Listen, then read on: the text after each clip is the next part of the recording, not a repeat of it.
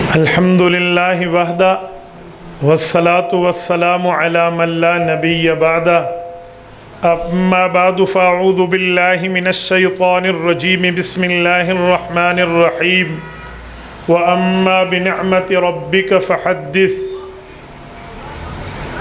صدق اللہ العظیم وبلغنا رسولہ النبی الامی الکریم ونحن على ذلك لمن الشاہدین والشاکرین والحمد للہ رب العالمین۔ معزز ساتھیو، آج 2 جون 2021 بروز بدھ ہے۔ آپ کے یہاں اپر دیول ملکہ کوثار مری میں حضرت مولانا عبداللہ احسن دامت برکاتہم کی دعوت پرخلوص پر افتتاح صحیح بخاری کے عنوان سے میں آپ کی خدمت میں موجود ہوں۔ معزز دوستو، میں نے آپ کی خدمت میں علمی بات کو عوامی انداز میں پیش کرنا ہے، بس آپ توجہ میری طرف رکھنا، میری آنکھوں میں آنکھیں ڈال کر بات سننا، تو بفضل اللہ بحمد اللہ میں نے آپ کا وقت ضائع نہیں ہونے دینا۔ میں بنیادی طور پر تمہیداً چند باتیں حدیث پاک سے پہلے آپ کی خدمت میں کر رہا ہوں۔ آپ درس قرآن کریم تو اکثر سنتے ہوں گے، لیکن درس حدیث پاک کا اتفاق کبھی کبھی ہوتا ہے۔ علماء اور طلباء میں تو ہر وقت چلتا ہے، لیکن عوام درس حدیث میں یوں باضابطہ شریک ہو، یا افتتاح بخاری ہے یا ختم بخاری ہے، یا افتتاح تحاوی ہے یا ختم تحاوی ہے، افتتاح کتاب الاثار ہے، ختم کتاب الاثار ہے، یا 2-4 احادیث پاک کی کتابوں کے افتتاح اور انتہا پر بلایا جاتا ہے۔ تو میری خواہش اور کوشش ہوگی کہ میں حدیث پاک کی تفصیلاً آپ کی خدمت میں کچھ باتیں سمجھا پاؤں۔ میرے دوستو، یہ بات ذہن میں رکھیں کہ جیسے قرآن کریم اللہ کا پیغام ہے، ویسے حدیث پاک بھی اللہ کا پیغام ہے۔ یہ صرف خطابت کے لہجے کی بات نہیں ہے، بلکہ قرآن کریم میں خود موجود ہے۔ سورت نمبر 4 سورت نساء آیت نمبر 113، رب کائنات ارشاد فرماتے ہیں وَأَنزَلَ اللَّهُ عَلَيْكَ الْكِتَابَ وَالْحِكْمَةَ، اے پیغمبر ہم نے آپ پر قرآن بھی نازل فرمایا اور حدیث پاک بھی نازل فرمائی۔ وَعَلَّمَكَ مَا لَمْ تَكُنْ تَعْلَمْ، قرآن اور حدیث اتار کے ہم نے آپ کو ان علوم سے روشناس کرایا جو اس کے نزول سے پہلے آپ نہیں جانتے تھے۔ وَكَانَ فَضْلُ اللَّهِ عَلَيْكَ عَظِيمًا، اور قرآن اور حدیث کو اتار کے آپ کو علوم سے بہرہ کرنا یہ اللہ پاک کا بہت بڑا کرم ہے۔ ایک دوسرے مقام پہ رب العزت ارشاد فرماتے ہیں سورۃ نجم آیت نمبر 3 آیت نمبر 4 میں وَمَا يَنطِقُ عَنِ الْهَوَىٰ إِنْ هُوَ إِلَّا وَحْيٌ يُوحَىٰ، کہ رسول اللہ جو بولتے ہیں تو اپنی مرضی سے نہیں، اللہ کے حکم سے بولتے ہیں۔ درس اہل علم کا ہے تو میں چند جملے سمجھانے کے لیے ایک استدلال بیان کرنے لگا ہوں کہ اردو میں تو بولنا عام طور پہ استعمال ہو جاتا ہے، عربی میں بولنے کو کئی الفاظ میں تعبیر کرتے ہیں۔ یتکلم بولنے کو کہتے ہیں، ینطق بولنے کو نہیں کہتے۔ یہ ہمارے طالب علم بھی سمجھیں گے، علماء بھی سمجھیں گے، اور توجہ رکھی تو عوام بھی سمجھے گی۔ یتکلم کا معنی بولنا ہے، ینطق کا معنی بولنا نہیں ہے۔ ایک کلام ہے، ایک نطق ہے۔ نطق اور کلام میں بڑا فرق ہے۔ کلام کا معنی ہوتا ہے گفتگو کرنا، لیکن نطق صرف اس جملے کو نہیں کہتے جس کا مطلب سمجھ آئے۔ نطق تو بعض اوقات پرندوں کی زبان کو بھی قرآن نے ذکر کیا ہے، علمنا منطق الطیر، تو ان کو بھی رب نے منطق کہی ہے ان کی۔ عام طور پہ منطق کا اطلاق عوامی طور پہ کیا ہی اس زبان پہ جاتا ہے جو سمجھنا ہے، کہتے ہیں اس میں کون سی منطق ہے۔ تو نطق اس بولی کو کہتے ہیں جس کا مطلب واضح نہ ہو، اور کلام اسے کہتے ہیں جس کا مطلب واضح ہو۔ تو اللہ رب العزت جب یوں فرمانا چاہ رہے ہیں کہ پیغمبر اللہ کے حکم سے بولتا ہے تو وما یتکلم عن الہوا ان ہوا الا وحی یوحا، آیت تو یوں بننی چاہیے تھی، لیکن اللہ نے تعبیر یوں نہیں فرمائی، فرمایا وما ینطق عن الہوا۔ تو نطق اس بولنے کو کہتے ہیں جو آدھی بات ہو، کبھی پوری بات ہو، لیکن کلام ہمیشہ پوری بات ہوتی ہے۔ کمپلیٹڈ سینٹینس یہ کلام ہے، انکمپلیٹڈ سینٹینس یہ نطق ہے۔ تو اللہ نے آدھی کی بات کیوں کی ہے، پوری کی بات کیوں نہیں کی؟ آپ کو اور مجھے ایک عقیدہ سمجھانے کے لیے۔ وہ عقیدہ عصمت انبیاء کا ہے۔ عصمت انبیاء کون سے نظریہ ہے؟ کچھ لوگ، کچھ بدبخت، کچھ بد نصیب اس بات کا گمان رکھتے ہیں کہ جو نبی ہوتا ہے اس سے غلطی، گناہ، خطا ہو سکتی ہے، اور وہ اس پر دو چار باتیں اپنی طرز پر ایسی کر دیتے ہیں جس کا اسلام اور اہل اسلام سے تعلق نہیں رہتا، اور کہیں گے دیکھا نہیں حضرت آدم علیہ السلام سے غلطی ہوئی تھی، نعوذ باللہ، اور دیکھا نہیں تھا حضرت موسیٰ علیہ السلام نے بندے کو مار ڈالا تھا، اجی یہ ہو گیا، او حضرت سلیمان علیہ السلام اور حضرت داؤد علیہ السلام کے فیصلے کا اختلاف آ گیا تھا، پھر وہ آیات پیش کرتے ہیں۔ تو اس عقیدے کے توڑ میں اہل حق کا نظریہ ہے عصمت انبیاء۔ عصمت انبیاء کا مطلب کہ نبی غلطی سے پاک ہے، گناہ سے پاک ہے، خطا سے پاک ہے، نافرمانی سے پاک ہے۔ تو اس کی دلیل یہی ہے کہ نافرمانی تو پوری بات ہو سکتی ہے، گناہ پوری بات ہے۔ اللہ فرماتے ہیں وَمَا يَتَكَلَّمُ، چھوڑو کہ نبی جب پوری بات کرے نعوذ باللہ اس میں غلطی ہو، وَمَا يَنطِقُ عَنِ الْهَوَىٰ، نبی ادھوری بات کرے اس پر بھی اللہ کی مہر ہوتی ہے۔ وَمَا يَنطِقُ عَنِ الْهَوَىٰ، نطق پوری بات بھی نہ ہو، انکمپلیٹ بات ہو، مکمل نہ ہو، تو پیغمبر وہ بھی اللہ کے حکم سے کرتا ہے، چہ جائے کہ مکمل بات ہو۔ تو حدیث پاک کو قرآن کریم نے اللہ کی بات فرمایا ہے۔ یہ دو آیتیں میں نے پیش کی، اور میں ایک بات مزید آپ کو سمجھاتا ہوں کہ حدیث پاک وہ ہے جسے ہم نماز میں پڑھتے ہیں۔ آپ کا چہرہ ایسے ہلا ہے کہ ہم نماز میں تو قرآن پڑھتے ہیں، میں ثابت کرتا ہوں ہم نماز میں حدیثیں قرآن سے زیادہ پڑھتے ہیں۔ نماز میں قرآن کریم تو پڑھا جاتا ہے، سورۃ فاتحہ اور اگلی سورت، ایک رکعت میں ایک ایک درجن حدیث ہم پڑھ لیتے ہیں۔ شمار کرا دو، ہم نماز شروع کہاں سے کرتے ہیں؟ ثنا سے۔ ثنا پڑھیے ذرا، سبحانک اللہم بحمدک وتبارک اسمک وتعالی جدک ولا الہ غیرک، کس پارے میں ہے؟ کسی حافظ سے پوچھیے۔ الحمد کی الف سے والناس کی سین تک دکھائیے، کس پارے میں؟ لا محالہ آپ کہیں گے حدیث پاک ہے۔ آگے چلیے، اعوذ باللہ من الشیطان الرجیم کس پارے میں؟ قرآن میں فیضا قرأت القرآن فاستعذ باللہ ہے، اعوذ باللہ من الشیطان الرجیم کا لفظ اکٹھا نہیں ہے قرآن کریم میں، یہ حدیث پاک ہے۔ تعوذ کے الفاظ حدیث پاک ہے۔ کتنی حدیثیں ہو گئی؟ دو۔ بسم اللہ قرآن پاک ہے، انہ من سلیمان و انہ بسم اللہ الرحمن الرحیم۔ آگے سورۃ فاتحہ، سورۃ فاتحہ کے اینڈ پہ ہم کیا کہتے ہیں؟ وَلَضَّالِّينَ کے بعد آمین۔ آمین کسی پارے میں ہے؟ کتنی حدیثیں ہو گئی؟ اس کے بعد ہم رکوع میں جاتے ہیں، جب رکوع میں جاتے ہیں تو 3 بار ہم تسبیح کم از کم پڑھتے ہیں۔ وَذَلِكَ أَدْنَىٰ جامع ترمذی ہے، 3 بار کم از کم ہے۔ کیا پڑھتے ہیں؟ سبحان ربی العظیم۔ سبحان ربی العظیم کس پارے میں ہے؟ کتنی باتیں ہو گئی حدیث کی؟ 4۔ سمیع اللہ لمن حمیدہ کیا ہے؟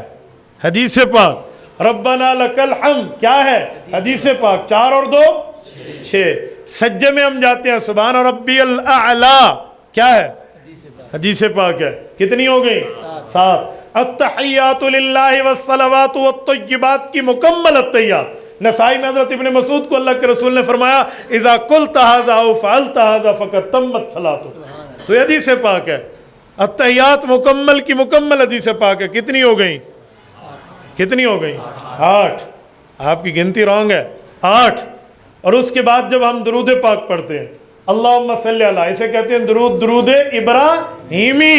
تو درود ابراہیمی یہ بھی حدیث پاک ہے، کسی پارے میں درود ابراہیمی کا لفظ نہیں ہے۔ حکم ہے سورت نمبر 33 سورت احزاب آیت نمبر 56 میں، صلو علیہ وسلم تسلیما، حکم موجود ہے درود کا۔ الفاظ درود پاک کے قرآن میں نہیں ہیں، الفاظ رسالت مآب صلی اللہ علیہ وسلم کی زبان سے ہیں۔ تو کتنی حدیثیں ہو گئی؟ 9۔ اس کے بعد رب بھی جلنی بعض لوگ پڑھتے ہیں، یہ قرآن کریم ہے، لیکن بعض حضرات حضرت صدیق اکبر کے عمل سے استدلال کرتے ہوئے اللہم انی ظلمت نفسی ظلما کثیرا بھی پڑھتے ہیں، تو یہ بھی مسنون ہے۔ تو کتنی ہو گئی؟ 10۔ ایک طرف سلام، کتنی ہو گئی؟ دوسری طرف سلام، سلام 2 ہے، کتنی ہو گئی؟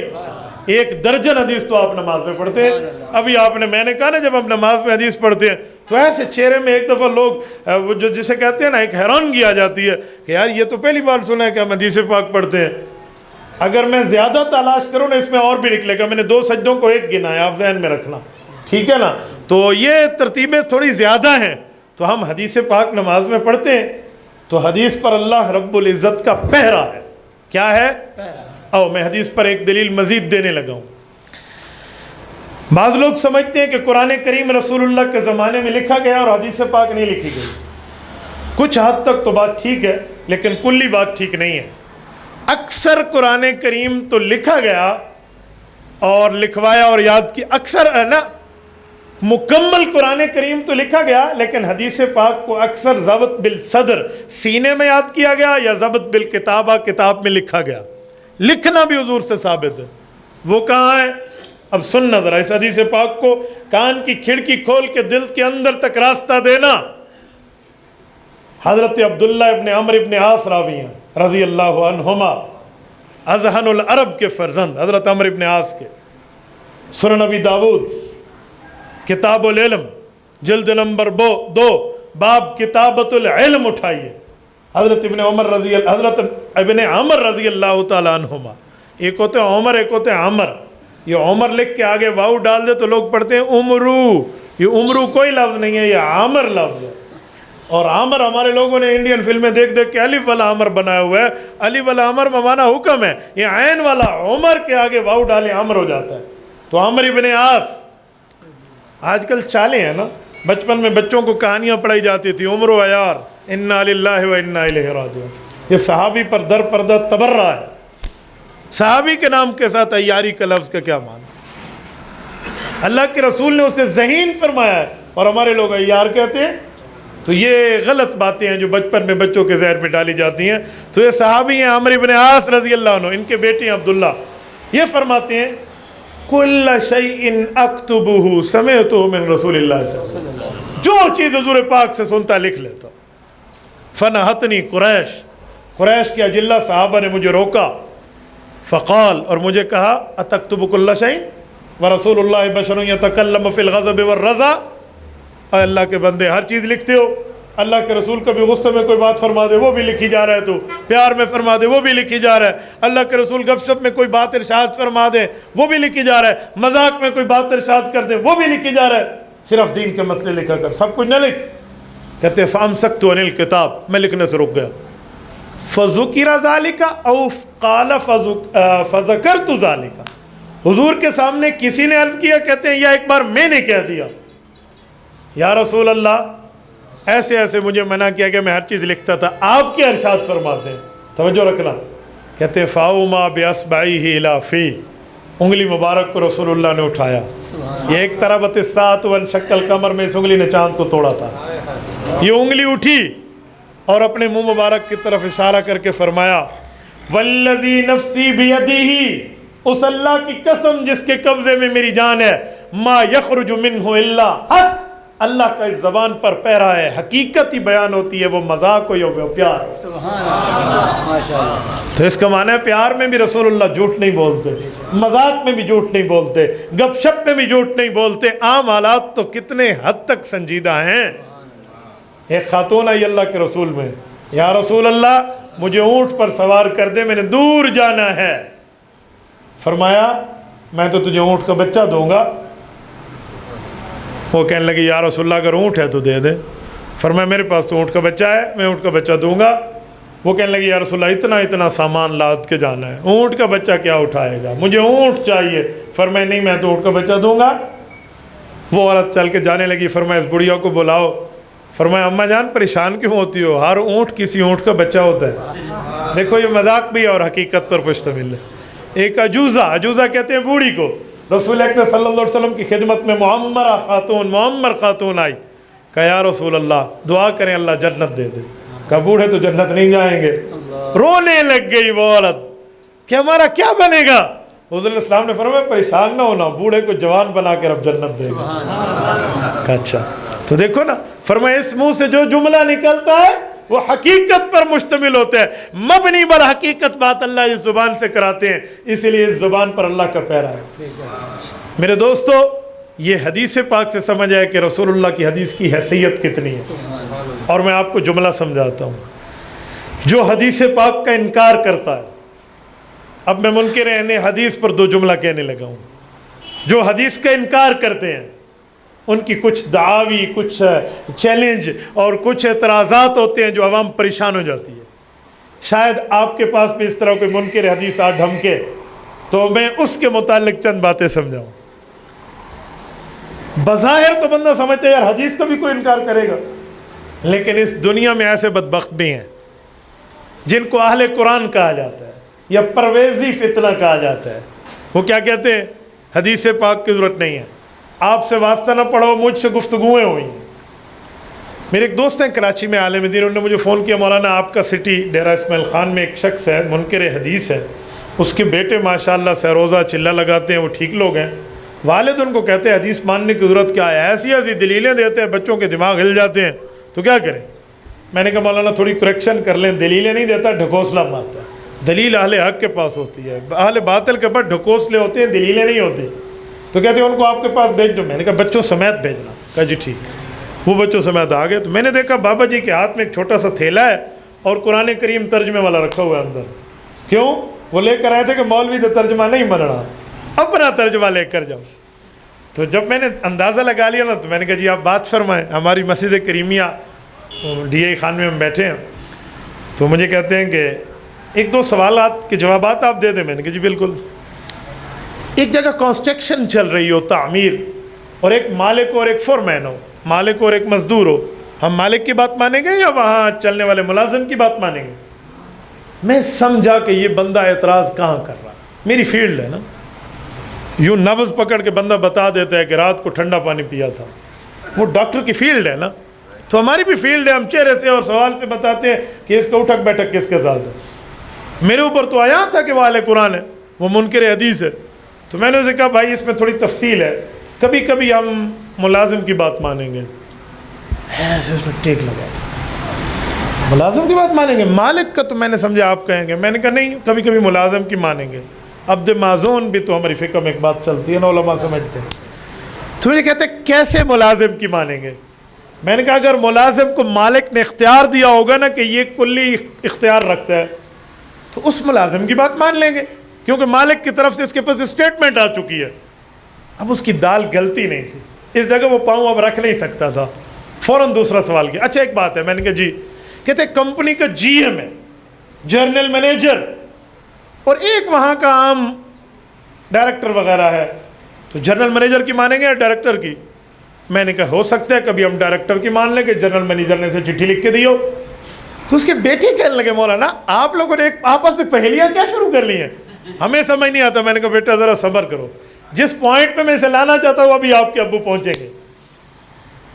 تو اس نے کہا آپ کس پوائنٹ پہ لانا چاہتے ہیں؟ میں نے کہا آپ کیوں سوالات پوچھ رہے ہیں؟ کہتے ہیں میرا مقصد تو یہ تھا کہ مخلوق جتنی بھی بڑی ہو جائے، چاہے درجہ نبوت پہ چلی جائے، ہے تو اللہ کی مخلوق نا، تو اللہ مالک ہے، مخلوق ملازم ہے، تو ہم مخلوق کی کیوں مانے، خالق کی مانے، خالق نے ہمیں قرآن دیا اس کو مانو۔ تو میں نے کہا آپ سمجھے میں اس بندے کو کہنا کیا چاہتا تھا؟ تو اس نے فوراً قرآن کریم اپنے تھیلے سے نکالا اور سامنے رکھا۔ مجھے کہا مولانا قرآن پاک کی کوئی آیت ضعیف ہے؟ میں نے کہا جی نہیں۔ کہتے حدیث پاک کچھ صحیح کچھ ضعیف ہے؟ میں نے کہا جی ہاں۔ کہتے اب دیکھو جو صحیح اور ضعیف ہیں آپ ان کے ماننے پہ اوپر تو بڑا زور دیتے ہیں، اس کے بڑے بڑے دورہ حدیث پڑھاتے ہیں اور حدیث پاک کے درس دیتے ہیں، اور جو صحیح کتاب ہے اس میں کوئی آیت ضعیف نہیں ہے، اس کے بارے میں آپ کہتے ہیں کہ یہ فلاں اور فلاں۔ میں نے کہا نہیں بابا ہم تو قرآن بھی مانتے ہیں، ہم تو حضور کا فرمان بھی مانتے ہیں، لیکن کہتے نہیں نہیں جب قرآن صحیح ہے اس میں کوئی زبر زیر کی غلطی نہیں ہے، اس کو مانے نا، حدیث کی کیا ضرورت ہے؟ اللہ جب حضور پاک کے ذریعے میں خط لکھ رہا ہے تو جو ڈاکیا ہوتا ہے وہ خط کی تشریح نہیں کرتا، ڈاکیا صرف خط دے جاتا ہے۔ نبی نے ہمیں قرآن دیا، اب نبی کی تشریح ہم کیوں مانیں؟ بس اللہ کا خط پڑھیں گے، انا للہ و انا، جو نبی کو فار دا پوسٹ مین کہے، ایک ڈاکیا کی حیثیت، تو آپ اندازہ لگائیں۔ میں ان کے رد کے لیے چند باتیں آپ کو سمجھانے لگا۔ میں نے انہیں کہا کہ اس قرآن کریم میں ایک دو سوال میں کروں گا تو آپ جواب دیں گے؟ کہتے جی ہاں۔ میں نے کہا قرآن کریم میں ہے اللہ فرماتے ہیں اذ ہما فی الغار، جب وہ دونوں غار میں تھے، اللہ نے نام نہیں لیا. ذرا آپ بتا سکتے ہیں قرآن کھول کے کہ دو کون ہیں؟ ان کا نام مینشن مجھے آیت میں دکھا دے. چپ. حضور پاک اور حضرت ابوبکر کی بات ہے. میں نے کہا یہ بات تو حدیث ہے، بقول آپ کی حدیث ماننا نہیں ہے. اذ ہما فی الغار متعین کریں کون ہے. تھوڑا سا اوپر نیچے ہو. میں نے کہا اچھا تھوڑا میں آگے چلتا ہوں. بسم اللہ. کہتے جی عبس وتولی، غصہ کیا، چہرہ پھیر لیا. کس کے بارے میں؟ کہتے حضور پاک کے بارے میں. نے کہا ادھر تو حضور نہیں لکھا ہوا قرآن میں. تو چہرہ پھیر دیا، غصہ کیا، تیوڑی چڑھائی. عبس وتولی. اچھا میں نے کہا ایک اور بات، ان جاءہ الاعمی، قرآن کہتے ایک نابینا ان کے پاس آیا. نابینا کون تھا اور آنے والا کون ہے؟ کہتے نابینا صحابی تھا، آیا حضور کے پاس. میں نے کہا یہ تو نہیں لکھا ہوا قرآن میں، اور جہاں لکھا ہوا ہے وہ حدیث ہے، بقول تیرے وہ ماننی نہیں ہے. تو اب اس کو متعین کیسے کریں گے؟ خاموش. میں نے کہا میں تھوڑا آگے چلوں. انی رأیت 11 کوكبا، یوسف علیہ السلام اپنے والد کو کہتے ہیں کہ میرے والد میں نے 11 ستاروں کو دیکھا ہے. وہ 11 ستارے کون تھے؟ آسمانی ستارے تھے یا زمین کے؟ کہتے وہ ان کے 11 بھائی تھے، ان کو سجدہ کرتے خواب میں دیکھا تھا. میں نے کہا بھائی کا لفظ تو کہاں لکھا ہوا ہے؟ یہ تو حدیث پاک ہے. یہ 11 کو ذرا متعین کر دیں کہ 11 سٹارز کون ہیں. اچھا ایک اور بات. جی ہاں. وجاء من اقصى المدینة رجل یسعى، اللہ فرماتے ہیں دور سے ایک دیہاتی دوڑتا ہوا آیا اور آ کر موسیٰ علیہ السلام کے مجمع میں یہ کہنے لگا یہ کون ہے؟ فوراً تفسیر کھولیے قرآن کی. مجھے کہتے دیکھو حبیب نجار کی بات ہے. میں نے کہا حبیب نجار کا لفظ اللہ نے تو نہیں لیا، یہ تو حدیث پاک ہے. تیرے مطابق ہم نے حدیث کو ماننا نہیں ہے. تھوڑا آگے چلے. اب وہ اس کے چہرے پر تھوڑی تیوڑی آنے لگ گئی، ان کا مسئلہ تو خراب ہوتا تھا. میں نے کہا اچھا تھوڑا آگے چلتے. ثانی اثنین، اللہ فرماتے ہیں دو میں سے دوسرا اس سے یہ جملہ کہہ رہا تھا. وہ کیا کہہ رہا تھا؟ لا تحزن ان اللہ معنا، یہ جملہ کہہ رہے ہیں. یہ دو میں سے دوسرا کون ہے؟ یہ دو کون ہے اور دو میں سے دوسرا کون ہے؟ کہتے غار میں دو تھے، ابو بکر اور حضور پاک علیہ السلام. تو حضور پاک نے حضرت ابو بکر کو فرمایا تھا لا تحزن ان اللہ معنا، ابو بکر ڈر نہیں، اللہ کی مدد جیسے میرے ساتھ ہے ویسے تیرے ساتھ ہے. تو میں نے کہا جی بات تو آپ نے ٹھیک کی ہے، لیکن یہ ابو بکر اور حضور ہیں، یہ بات تو حدیث پہ لکھی ہوئی ہے، آیت میں تو نہیں ہے. آپ کیسے متعین فرمائیں گے؟ بھائی عددی اشارات ہیں، واقعاتی اشارات ہیں، اور اسی طرح کچھ الباسی اشارات ہیں، کچھ جو ہے نا جسمانی اشارات ہیں، کچھ معاملات کی کاؤنٹنگ قرآن کریم میں شماریات کے حساب سے موجود ہے. اگر ہم صرف قرآن مانیں اور تشریح پیغمبر چھوڑیں تو اس پر عمل کیسے ہوگا؟ یقین مانے اس بوڑھے نے ہتھیار ڈال دی. اور یہ کہتے مولانا گل تو ٹھیک ہے، حدیث مننی پڑنی ہے. بات تو ٹھیک ہے کہ حدیث پاک ماننی پڑے گی، لیکن ایک سوال میرا حل ہوا ہے، ایک باقی ہے. میں نے کہا جی کون سا؟ کہتے ہیں حدیث کوئی ضعیف ہے اور کوئی صحیح ہے، تو لہٰذا ہم کیوں حدیث مانیں؟ میں نے کہا اچھا ایسا ہے، صحیح حدیث مان لو، باقیوں کو چھوڑ دو. آدھا تو مسلمان ہو جائے گا نا، آدھا میں منوا لوں گا تجھ سے. کہتے جی میں نے آدھا تو مان لیا، صحیح حدیث میں نے مان لی. اگلی بات میں نے کہا تھوڑا آگے چلتے ہیں، قرآن کریم اللہ کی سچی کتاب ہے؟ کہتے جی ہاں. میں نے کہا ٹھیک ہے میں بھی مانتا ہوں. عورت کا خاوند فوت ہو جائے کتنی عدت گزارے؟ کہتے ہیں 120 دن.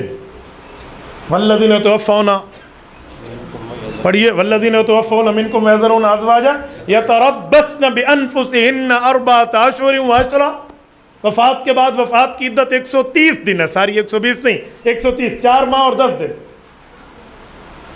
تو میں نے کہا قرآن کریم میں تو ہے 365 دن ہے. تو وہ کہاں ہے؟ میں نے کہا متاعا الی الحول غیر اخراج. اسی اللہ رب العزت اسی رکوع میں فرما رہے ہیں کہ عورت کی عدت 1 سال ہے. تو 1 سال والی بات صحیح ہے یا 130 دن والی صحیح ہے؟ اب اس نے دونوں آیتیں نکال کے دیکھی نا، تو آیات تو دونوں تھی. مجھے کہتے ہیں مولانا ایک آیت منسوخ ہے، یہ جو سال والا ہے یہ پہلا حکم ہے. بات اس کی ٹھیک تھی کہ آیت منسوخ ہے سال والی. اور یہ جو 130 والی ہے یہ ناسخ ہے، یہ ہمیشہ کا حکم ہے، جائز ہے، اس پر عمل کریں گے. آپ توجہ میری طرف کریں، مجھے دیکھیے. میں نے پہلے کہا توجہ سلپ نہ ہو، میں نے خطابت نہیں کرنی، میں نے علمی بات کو عوامی لہجے میں پہنچانا ہے، توجہ رکھنا. میں نے کہا بھئی ان میں سے ٹھیک کیا ہے؟ کہتے ایک منسوخ ہے ایک ناسخ ہے. میں نے کہا 2 سوال. نمبر 1، یہ منسوخ ہے، یہ ناسخ ہے، یہ اللہ نے تو نہیں فرمایا، یہ تو پتہ چلا ہے حدیث سے۔ آپ نے حدیث ماننی نہیں ہے، پھر مجھے کہتے ہیں صحیح ماننی ہے، میں نے کہا یہ آپ کو صحیح سے پتہ چل گیا؟ کہتے پتہ، میں نے کہا اچھا ٹھیک ہے۔ دوسرا سوال، تو جب منسوخ ہو گئی آیت، اس پہ عمل ہی نہیں کرنا، ریجیکٹڈ منسوخ کا مطلب ہوتا ہے، اس کو قرآن میں رکھا ہوا کیوں ہے؟ نکال دو۔ کیوں رکھا ہوا ہے؟ منسوخ نکال دو نا۔ مجھے کہتے ہیں مولانا منسوخ کا احترام تو ہے نا، منسوخ کا احترام تو ہے نا، عمل ناسخ پہ ہے لیکن منسوخ کا احترام بھی ہے۔ میں نے کہا اس جواب کو کاپی پیسٹ کر لیں، حدیث پاک عمل صحیح پر ہے اور ضعیف کا احترام تو ہے نا۔ باپ نے توبہ کی، بچے ایک دوسرے سے گلے ملے اور باپ کا ماتھا چوما اور وہیں سے وہ تشریف لے گئے۔ گفتگو دلیل کی دنیا میں ہو، تعصب سے پاک ہو، ضد اور اناد اور ہٹ درمی سے پاک ہو، ایک دوسرے کو نیچا دکھانے کی وجہ نہ ہو، حق کی بات کو ظاہر کرنا ہو تو خدا کی قسم رب العزت ہدایت دیتے ہیں۔ لیکن جب میں طے ہی شروع میں کر لوں کہ میں نے دلیل برائے ذلیل ہی کرنا ہے، تو پھر کون سے حق کی بات ہوگی اور کون سے سمجھنے اور سمجھانے کا معاملہ؟ تو حدیث پاک کی بڑی حیثیت ہے، بڑی ویلیو ہے، بڑی تکریم ہے، بڑی عزت اور احترام اور اکرام ہے۔ میں حدیث پاک پہ ایک جملہ اور عرض کرتا ہوں۔ یہ جو ہمیں لوگ کہتے ہیں نا کہ جی دورہ حدیث کراتے ہو، درس حدیث کراتے ہو، احادیث کے شارٹ اور لانگ کورسز کراتے ہو اور حدیث پاک پر طلباء کو پڑھاتے ہو، اس کی ضرورتیں کیا ہے؟ مدارس حدیث، شیخ الحدیث، استاذ الحدیث، دار الحدیث، کیا ضرورت ہے؟ تو یہ ضرورت قرآن کریم نے خود بیان فرمائی۔ سورۃ والضحیٰ کی وہ آخری آیت جو میں نے خطبے میں پڑھی، میں فضل الباری سے پڑھ رہا ہوں، علامہ شبیر احمد عثمانی رحمہ اللہ کی علوم جو صحیح بخاری کی شرح ہے، وہ فرماتے ہیں قرآن کریم میں رب العزت نے ارشاد فرمایا وَأَمَّا بِنِعْمَةِ رَبِّكَ فَحَدِّثْ۔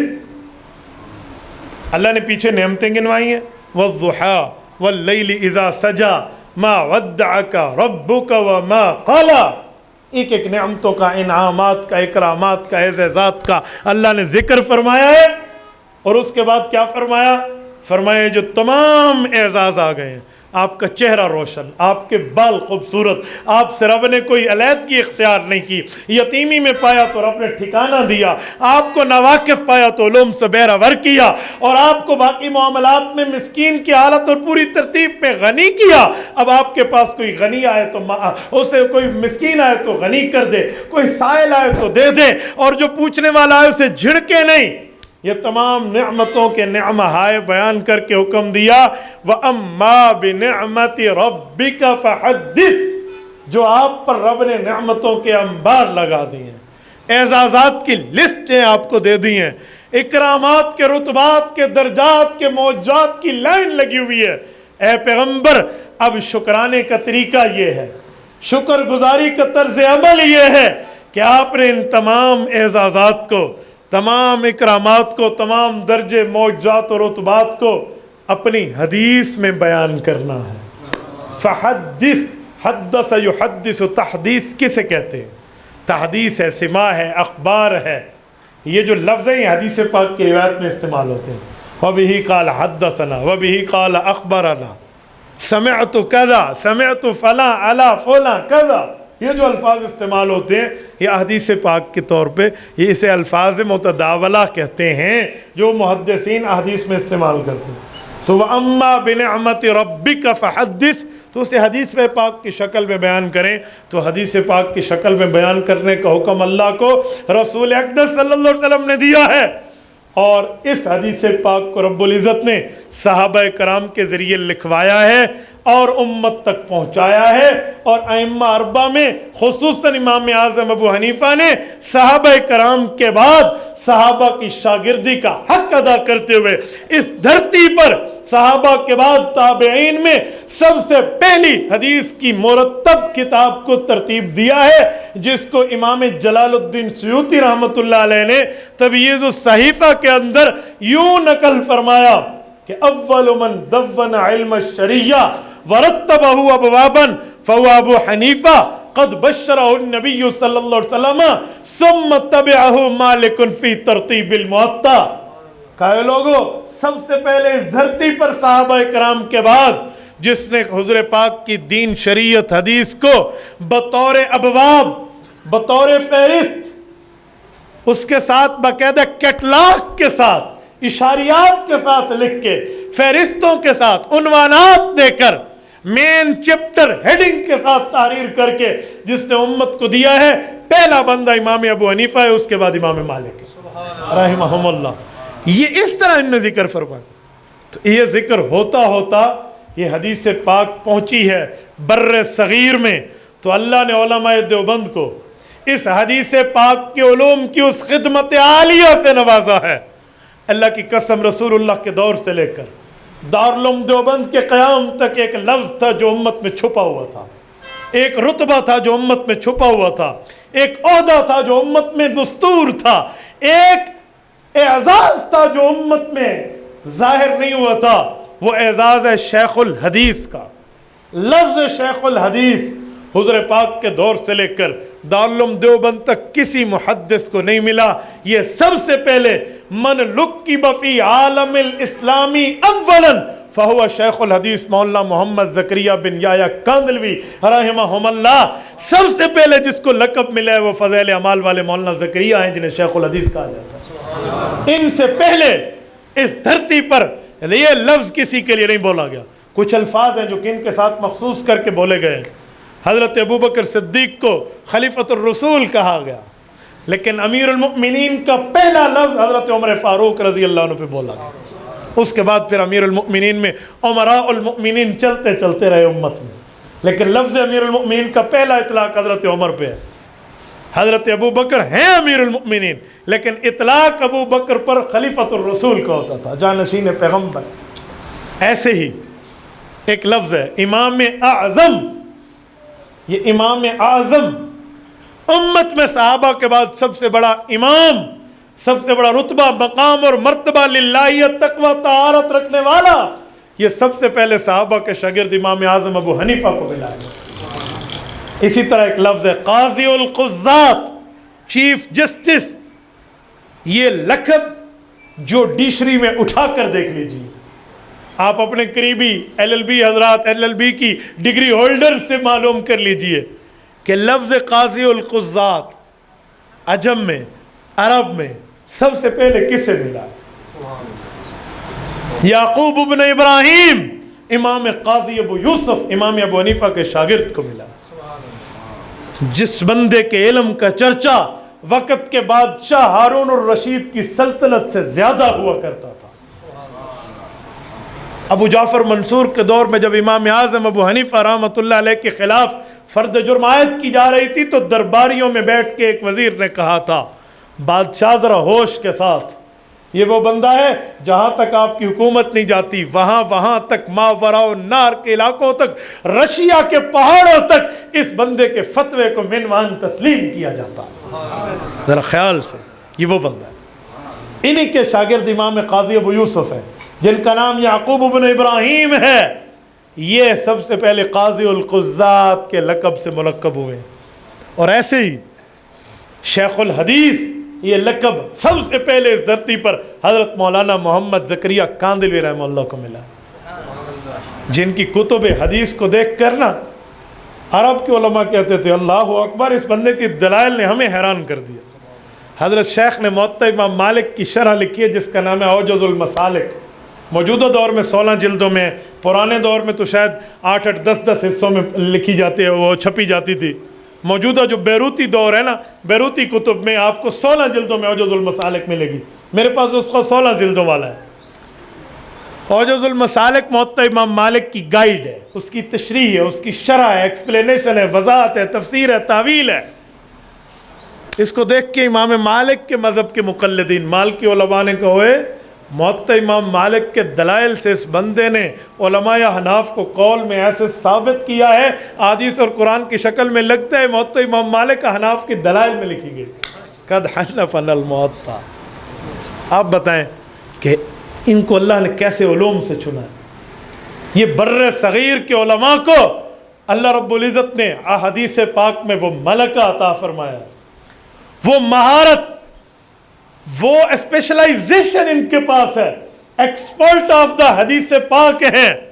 کہ ان کے پائے کا اس دھرتی پہ بر صغیر میں آپ کو نہیں ملے گا۔ انہوں نے احادیث کی وہ خدمتیں کی ہیں، قرآن کریم کی وہ خدمتیں کی ہیں، اور دلیل کی دنیا میں قرآن اور حدیث کو ایسے سمجھایا جیسے سمجھانے کا حق ہو۔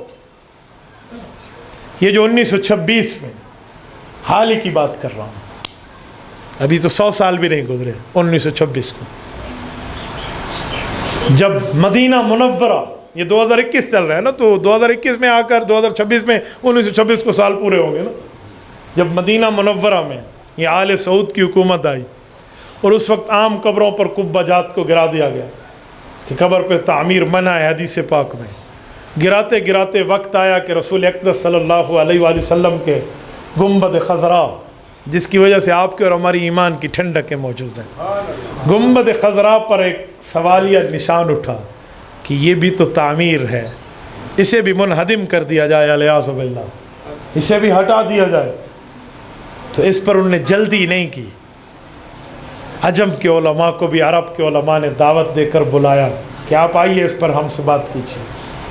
تو امت مسلمہ کے قیادت دارالعلوم دیوبند سے حضرت مولانا خلیل احمد سہارنپوری رحمۃ اللہ تعالیٰ علیہ کی موجودگی میں جس نے گفتگو کر کے کی ہے، اس کا نام علامہ شبیر احمد عثمانی رحمۃ، بانی پاکستان ہے، ملک پاکستان کے بانی قائد اعظم محمد علی جناح نے ان کو ہر موقع پر قدم بقدم ساتھ رکھا ہے، اور قائد اعظم نے ان کا اتنا ساتھ رکھا ہے کہ جب پاکستان کا پرچم لہرایا جا رہا تھا تو علامہ شبیر احمد عثمانی کو دیا تھا کراچی میں، یہ old capital of the my country, ہمارے ملک کا جو پرانا دارالخلافہ ہے، وہاں کراچی میں پہلا پرچم علامہ شبیر احمد عثمانی دارالعلوم دیوبند کے سپورٹ نے لہرایا، اور مغربی پاکستان ڈھاکہ میں مولانا ظفر احمد عثمانی نے لہرایا۔ میرے دوستو، یہ علامہ شبیر احمد عثمانی تشریف لے گئے۔ چلو میں اس پر ایک جملہ مزید کہہ دوں، شاید یہ مضمون تشنہ رہ جائے۔ بعض لوگ کہتے ہیں کہ علامہ شبیر احمد عثمانی کا ساتھ قائد اعظم کا کیوں تھا؟ بھائی اس ساتھ نے قائد اعظم کے نظریات اور فکریات کو بدل دیا تھا۔ جو بچپنے سے اور فیملی سے ملے تھے وہ نظریات نہیں رہے تھے، وہ تھے جو علامہ شبیر احمد عثمانی کے تھے۔ اس کی سب سے بڑی دلیل قائد اعظم محمد علی جناح کے جنازے کے وقت کی وصیت ہے۔ قائد اعظم نے وصیت کی تھی جب میں فوت ہو جاؤں میرا جنازہ کون پڑھائے؟ علامہ شبیر احمد عثمانی۔ بھائی وفات کے وقت بندہ جتنا ہی گیا گزرا کیوں نہ ہو، لیکن وہ چاہتے ہیں کہ میرے مذہب کا جو اچھا عالم ہے وہ میرا جنازہ پڑھائے۔ تو قائد اعظم نے کسی اور کی وصیت ادھر ادھر کی کیوں نہیں کی تھی جن کے مذہب کے ساتھ آج کل لوگ قائد اعظم کو جوڑتے ہیں؟ انہی کی وصیت کیوں نہیں تھی؟ وہ کوئی ان میں سے کوئی مولوی موجود نہیں تھا، کیوں قائد اعظم کے اے ڈی سی نے زیارت کوئٹہ بلوچستان سے فون کر کے علامہ شبیر احمد عثمانی کو یہ قائد اعظم کی درخواست پہنچائی تھی کہ علامہ ان دنوں میں کراچی سے باہر سفر نہ کرنا، قائد اعظم کہہ رہے میری طبیعت بہت خراب ہے، ہو سکتا ہے میں دنیا سے رخصت ہو جاؤں تو میرا جنازہ آپ نے پڑھنا۔ تو بھائی ایسے ان سے متاثر نہیں تھے، اس کی شخصیت نے بدل کے رکھ دیا تھا ان کی شخصیت کو۔ تو یہ علامہ شبیر احمد عثمانی عرب تشریف لے گئے، عرب علماء نے حدیث پاک کے انبار لگا دیے کہ حدیث پاک میں قبر پہ تعمیر نہیں ہے، قبر پہ تعمیر نہیں ہے، قبر پہ قبہ نہیں ہے، قبر پہ بنانا کچھ بھی نہیں ہے، قبر پہ کنسٹرکشن کرنا یہ حضرت علی کی روایت میں منع ہے۔ واقعی ہے، بات تو ٹھیک ہے۔ اب علامہ عثمانی رحمہ اللہ جب کھڑے ہوئے نا تو کہا اے عرب کی اولادو، آپ صحابہ کرام کے بعد اس دھرتی پر دین کی خدمت کے لیے تو بیٹھ گئے، لیکن میں دلیل کی دنیا میں اس حدیث پاک کا انکار نہیں کرتا جو آپ نے کہا۔ یہ تمام احادیث میری آنکھوں کا سرما میرے سر کے اوپر علی الراس والعین مجھے ایکسیپٹڈ ہے، مجھے کوئی انکار نہیں ہے۔ تو انہوں نے کہا جی پھر بھی بات کر رہا ہوں، پوری بات سنیے، لیکن اس حدیث میں کہیں لکھا ہوا ہے کہ جب تعمیر کے اندر قبر بنا دی جائے تو پھر اس تعمیر کو گرا دو۔ کہ جی نہیں سمجھے، کہ میں سمجھاتا ہوں، کیا حضور پاک کی قبر پہ چھت پہلے تھی یا قبر بعد میں ہے؟ چھت بعد میں بنی ہے، چھت پہلے یا قبر پہلے؟ یہ تو القبر فی البنا ہے، البنا علی القبر نہیں ہے۔ ایک ہوتی ہے قبر بنے اس پر تعمیر کر دو، اور ایک ہوتا ہے پہلے تعمیر ہو پھر قبر رکھو۔ یہ تو روضہ پاک اما عائشہ رضی اللہ عنہ کا کمرہ مبارک ہے، ان کا حجرہ ہے، تعمیر تو پہلے تھی، پیغمبر کی ذات عالیہ جہاں فوت ہو. سیدنا صدیق اکبر کی روایت مسند الفردوس دہلوی میں ہے، فرمایا ما دفن نبی الا حیث یموت، جس جگہ پیغمبر کی ذات کو وفات حسرت آیات کا وعدہ پورا ہو جائے ادھر ہی اس کی قبر بنتی ہے. تو رسول اللہ کی قبر اما عائشہ کے کمرے میں ہے، تو اما عائشہ کے کمرے میں ان کی قبر مبارک بنی ہے کہ وفات وہی ہیں. جب وفات وہی ہیں تو تعمیر پہلے ہے، قبر بعد میں ہے. اب گرانے کا حکم آپ کہاں سے لے رہے ہیں؟ جو حدیثیں آپ پیش کر رہے ہیں ان حدیث میں کہ قبر پہ تعمیر نہ کرو، یہاں قبر بعد میں ہے، تعمیر پہلے ہے. نمبر 1. نمبر 2، اگر آج آپ نے قبہ گرا دیا کہ چلو چھت تو پہلے تھی اب قبہ بعد میں بنا تو گرا دیں، آج آپ کی طاقتیں ہیں. ہم نے دریاؤں کو چڑھ چڑھ کے اترتے دیکھا ہے، ہر عروج کو زوال ہے. کل کوئی اور آیا تو اس نے پھر گرا کر تعمیر بلا لینی ہے. یہ نبی کے روزے کا گنبد بادشاہ اطفال بن جائے گا، بچوں کا کھیل بن جائے گا. اور پیغمبر کی ذات کے اوپر بنے ہوئے اس قبے کو کھلواڑ نہ بناؤ، بس جو ہے اسے رہنے دے. اور امیر شریعت سید عطا اللہ شاہ بخاری، اللہ اس کی قبر پہ کروڑوں ارب رحمت نازل فرمائے، ان کی زبان میں کہ میرے نانا کا اعزاز ہے ان کی قبر ایسی ہو ویسے کسی کی نہ ہو. تو یہ مقام ٹھہرا رہے. تو علامہ عثمانی کی وجہ سے یہ جگہ ٹھہری رہی. تو اللہ نے علماء دیوبند کو اس طرح مقامات و درجات و رتبات سے نوازا ہے. انہوں نے اس طرح حدیث پاک کی خدمت کی ہے کہ ان کا لوہا عجم تو کیا عرب نے بھی مانا. شیخ العرب والعجم حضرت مولانا حسین احمد مدنی رحمہ اللہ نے 18 سال عرب کو بیٹھ کر مدینہ پاک میں روضہ کے سائے میں حضور کی حدیثیں سنائی. دروس حدیث، دروس بخاری کے نام سے حضرت مدنی کی دروس چھپ چکے ہیں، آپ اس سے استفادہ کر سکتے ہیں. فضل الباری کے نام سے علامہ شبیر احمد عثمانی کی بخاری کی شرح چھپ چکی ہے. اور اسی طرح احمد علی سہارنپوری رحمہ اللہ دارالعلوم دیوبند میں میاناز حیثیت رکھتے ہیں. ان کا اسی بخاری پر حاشیہ دیکھ سکتے ہیں. صحیح بخاری کے بھی 30 اجزاء ہیں جسے 30 پارے کہتے ہیں. ان کے 20 پاروں کا حاشیہ حضرت علامہ احمد علی سہارنپوری کا ہے، اور آخری 10 پاروں کا حاشیہ بانی دارالعلوم دیوبند حجت الاسلام والمسلمین حضرت امام مولانا محمد قاسم النانوتوی رحمہ اللہ کے ہاتھ سے لکھا ہوا ہے. آپ حضرت علامہ رشید احمد گنگوہی رحمۃ اللہ تعالی علیہ کی صحیح بخاری کی خدمت دیکھنا چاہیں تو الکواکب الدراری کو دیکھیے، جو حضرت مولانا یحییٰ کاندلوی رحمہ اللہ، مولانا زکریہ رحمہ اللہ کے والد نے ان کی شیخ کی زبان سے تحریر فرمائی. آپ صحیح بخاری پر مزید دیکھنا چاہیں، اس پر مزید احسان الباری میں امام اہل سنت والجماعت شیخ الحدیث والتفسیر استاد ذی المکرم حضرت مولانا سرفراز خان صفدر، اللہ اس کی قبر پہ کروڑوں ارب رحمت نازل فرمائے، حضرت مولانا صفدر کی احسان الباری کے آپ مطالعہ فرما سکتے ہیں. اس سے بھی ہٹ کے ایک بات کروں، تحفۃ القاری کے نام سے آپ مولانا مفتی رشید احمد لدھیانوی رحمۃ اللہ علیہ، جن سے شیخ الاسلام مفتی تقی عثمانی نے صحیح بخاری کا درس لیا ہے، آپ ان کی صحیح بخاری کو مزید اس پر دیکھ سکتے ہیں، شرح کو. اور موجودہ دور پہ اگر آپ نے دیکھنا ہو تو کشف الباری میں صدر المدرسین، صدر وفاق المدارس العربیہ پاکستان، آپ میں سے میرے خیال میں ہم جتنے علماء بیٹھے ہیں ہماری سند پہ ان کے دستخط ہے. حضرت مولانا سلیم اللہ خان شیخ المحدثین، ان کی کشف الباری کو بھی دیکھا جا سکتا ہے.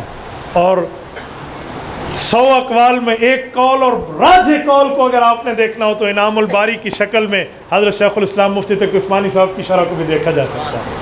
تو ایسی کئی چیزیں جو اللہ نے ان علماء سے کام لیا، اور ان حضرات نے خدا کی قسم اس حدیث پاک کی خدمت کی. ایسی ایسی خدمات ہیں. یہ صرف اردو میں بات کی، آپ عربی میں دیکھنا چاہیں تو عربی میں بھی دیکھ سکتے ہیں. فیض الباری کے نام سے عربی زبان میں علامہ انور شاہ کشمیری رحمۃ اللہ علیہ کے شاگرد مولانا بدر عالم میٹھی نے ان کی تقریر کو جمع کیا ہے، اور فیض الباری میں علامہ انور شاہ کشمیری کی صحیح بخاری کی پوری تشریحات موجود ہیں. اور عربی زبان کے اندر حضرت مولانا شیخ الحدیث مولانا زکریا کاندلوی رحمۃ اللہ علیہ کی الکنز المتواری آپ تفصیلاً شرح اس پر دیکھ سکتے ہیں. ان حضرات نے کام کیا ہے جیسے پہلے بزرگوں نے کیا ہے. ہمارے پہلے بزرگوں میں صحیح بخاری کی 4 شروعات تو بہت مشہور ہیں. ایک کرمانی جس کا نام الکواکب الدراری ہے، جسے حاشیہ کرمانی کہتے ہیں، ایک علامہ قسطلانی کے ارشاد القاری ہے، ایک حضرت علامہ بدر الدین عینی رحمہ اللہ کے عمدۃ القاری ہے، اور ایک حافظ ابن حجر اسقلانی رحمۃ اللہ علیہ کی فتح الباری ہے، جس کے لیے علماء حدیث کا اشارہ کر کے کہتے ہیں جیسے فتح مکہ کے بعد ہجرت نہیں ہے، حضور فرماتے تھے لا ہجرت بعد الفتح، اب فتح مکہ ہو گئی، اب کیا ہجرت ہے، اب تو ویسے تعاون کے لیے آنا ہے، تو فتح الباری کی بات بھی لا ہجرت اللہ شرح بعد الفتح، اس کے بعد بھی کوئی شرح ہوگی، ٹھیک ہے، لیکن انہی کے ساتھ جو شرح علامہ عینی رحمہ اللہ نے لکھی ہے نا، آپ اس پر حیران ہو جائیں گے۔ شوافع میں علامہ ابن حجر اسقلانی 18 جلدوں میں شرح لکھ رہے ہیں، اور احناف میں علامہ بدر الدین عینی ان کا ترتیب کے اعتبار سے احناف کے دلائل پر 18 جلدوں میں عمدۃ القاری کا جواب دے رہے ہیں۔ اللہ کی قسم مذاق میں بھی ان لوگوں کی علمیت جھلکتی تھی۔ یہ ایک ہی ہم دور کے ہیں، ہم عصر ہیں۔ 852 ہجری علامہ ابن حجر اسقلانی کی وفات ہے، 855 ہجری علامہ بدر الدین عینی رحمہ اللہ کی وفات ہے، 3 سال کا فرق ہے۔ بادشاہ کے پاس بیٹھے ہیں، بادشاہ نے ایک مینارہ بنوایا تھا، وہ مینارہ کچھ دنوں بعد ٹیڑھا ہو گیا، وہ تھوڑا سا ہل گیا، اس کی کنسٹرکشن تعمیر میں کچھ خامی رہ گئی، تو ادھر ابن حجر ہے، حجر کا ایک معنی پتھر بھی ہوتا ہے، ادھر عینی ہے، عینی کا ایک معنی نظر بھی ہوتا ہے۔ تو علامہ حافظ ابن حجر اسقلانی نے مذاق میں علمیت کی ایک چوٹ مارتے ہوئے بادشاہ کو کہا کہ اس مینارے کو عین نظر لگی ہے، ان کا نام عینی ہے نا، کہ نظر نے اس کا کام ختم کر دیا ہے۔ یہ تعریض ہے نا علامہ عینی پر۔ تو انہوں نے بادشاہ کو کہا کہ اللہ پاک ان کے منہ کو میٹھا فرمائے، لیکن میرا نظریہ ہے کہ اس کا حجر 2 نمبر تھا، پتھر، اس کے حجر میں کمی تھی، تبھی یہ مینارہ ادھر ادھر ہو گیا۔ یار اس محبتوں کو آپ کیا نام دو گے، ان محبتوں کو؟ اور پھر وہ شوافع کے انداز میں اس کی شرح لکھتے، علامہ عینی احناف کے انداز میں اس کی شرح کا جواب لکھتے۔ ایک شاگرد ہے جو حافظ ابن حجر کے پاس بھی پڑھتا ہے، وہی شاگرد علامہ عینی کے پاس بھی آتا ہے، تو پوچھا بیٹا آپ کے ہاتھ میں کچھ قراریس ہوتے ہیں، کچھ کرتاس ہوتے ہیں، کچھ صفحات ہوتے ہیں، آپ کچھ لکھا ہوا ہوتا ہے؟ کہا جی میں استاد صاحب حافظ ابن حجر کے پاس احادیث پاک پڑھنے جاتا ہوں، یہ ان کی باتیں ہیں۔ کہا آپ نے استاد سے کل اجازت لینا کہ بدر الدین کہتا ہے کہ میں بھی اس شرح سے مطالعہ کر لوں۔ دیکھو کیسی اجازت مانگی کہ اگر میں کوئی اس کے جوابی تحریر میں احناف کے دلائل بھی لکھوں تو دیانت داری کے تقاضے کو میں ختم نہ کروں، تو انہوں نے اجازت دے دی۔ وہ تازہ لکھ کر لاتا، وہاں کتابت کرتا، یہاں یہ اس کی شرح کے دلائل کی دنیا میں جوابات لکھتے۔ تو میں سمجھانے کے لیے کہتا ہوں اگر بدھ کے دن فتح الباری میدان میں تھی تو جمعرات کے دن عمدۃ القاری بھی میدان میں آ چکی تھی۔ تو میرے دوستو اس طرز پہ ان حضرات نے خدمتیں کر کے آپ کے اور ہم تک احادیث پاک کو پہنچایا۔ یہ میں نے احادیث پاک اور حدیث کی خدمت کے حوالے سے علماء احناف اور علماء دیوبند اکابرین بر صغیر کی چند باتوں کو آپ کی خدمت میں بطور تمہید رکھا۔ سبق میں ابھی نہیں شروع کر رہا، یہ بطور تمہید ہے، لیکن پریشان نہ ہونا، تمہید بعضوں کا لمبی بھی ہوتی ہے اور تقریر بعضوں کا چھوٹی بھی ہوتی ہے، لیکن شاید ابھی ایسے نہ ہو، میں اس پر مستقل بات آپ کی خدمت میں کر رہا ہوں۔ اچھا اس پر بھی ایک دلیل دیتا جاؤں کہ تمہید لمبی ہوتی ہے یا مختصر ہوتی ہے۔ سنت میں سے بعض اوقات مختصر بھی تمہید ثابت ہے اور بعض اوقات لمبی بھی تمہید ثابت ہے۔ یہ جو فاران کی چوٹی پہ کھڑے ہو کے اللہ کے رسول نے تقریر فرمائی ہے، تو تقریر کے 2 حصے ہیں، پہلا حصہ تمہید کا ہے، دوسرا حصہ تقریر کا ہے، اور تقریر کم ہے اور تمہید زیادہ ہے۔ لوگوں کو سامنے گیا اور لوگوں سے پوچھا لقد لبثت فیکم عمرا، گنتے جانا، ایک بات، هل وجدتمونی صادقا ام کاذبا، جواب جربناک غیر مرہ ما وجدنا فیک الا صدقا، 5 باتیں، یہ تمہید ہے۔ لوگوں میں نے 40 سال تم میں گزارے ہیں، تم نے مجھے کیسا پایا؟ ہم ترجمے میں غلطی کرتے ہیں، مجھے سچا پایا جھوٹا پایا؟ جی نہیں، جھوٹ کی نسبت نبی کی طرف ہوتی نہیں۔ حل وجدتمونی صادقا ام کاذبا، مجھے کیسا پایا؟ ما وجدنا فیک الا صدقا جربناک غیر مرہ، یہ تقریر کا ساتھ چل رہی ہے، یہ تقریر کا جواب ہے۔ ہم نے ایک بار نہیں کئی بار آزمایا ہے، کئی بار آزمایا ہے۔ یہ غیر مرہ جو ہے نا، یہ متعدد کے معنی میں آتے ہیں۔ وَبِهِ قَالَ غیر واحد من اصحاب النبی. آپ دیکھ لیں امام ترمذی کو جامع ترمذی میں دیکھیں گے متعدد کے معنی میں آتا ہے. جربناک غیر مرہ، ایک روایت میں جربناک مرارا، کئی بار آزمایا. ما وجدنا فیک الا صدقا، ہم نے آپ میں سچائی ہی سچائی پائی ہے.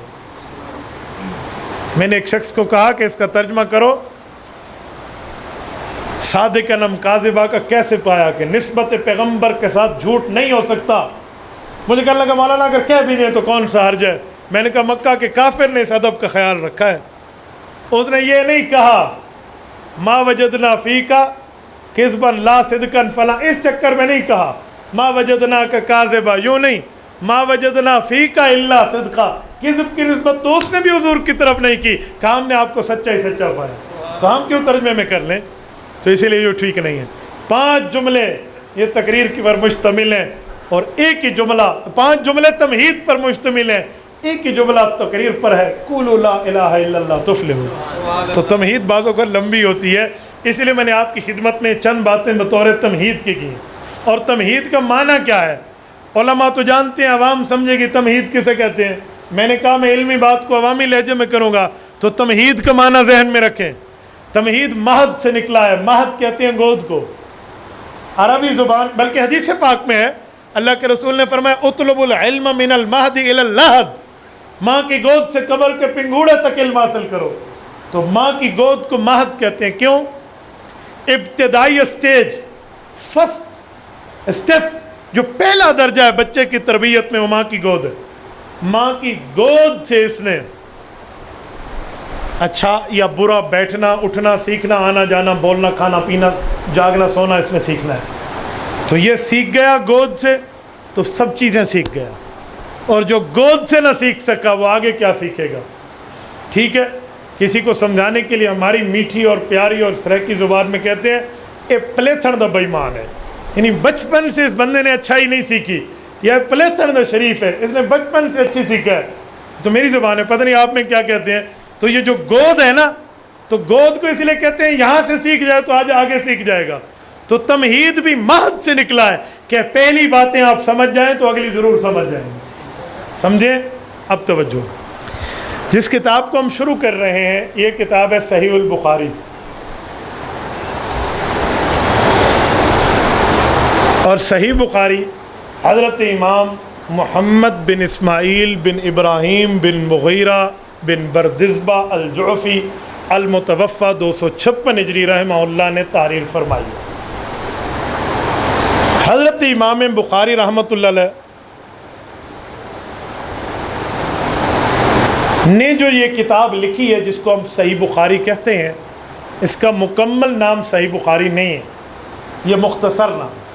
مکمل نام ہے الجامع المسند الصحیح المختصر من امور رسول اللہ صلی اللہ علیہ وسلم و سننہ و ایامہ. پیغمبر علیہ الصلوۃ والسلام کے بیان کے بارے میں پوری زندگی کے احوال و حضور کے اقوال و افعال و اعمال ان سب کے حوالے سے. لیکن یہ جامع ہے لیکن ہے مختصر. دنیا کی تمام احادیث اس میں نہیں ہے. یہ نہ سمجھیے کہ تمام احادیث کو اس میں جامع کر دیا گیا ہے، نہیں.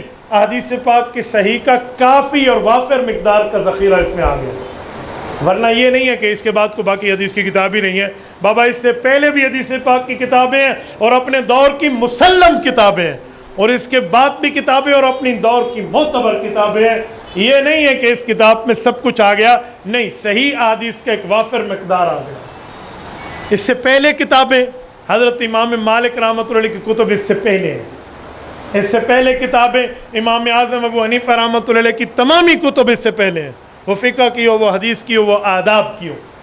امام صاحب کی کتاب الاثار سب سے پہلے صحابہ کے بعد اس دھرتی پر لکھی گئی، تو وہ اس سے پہلے ہے.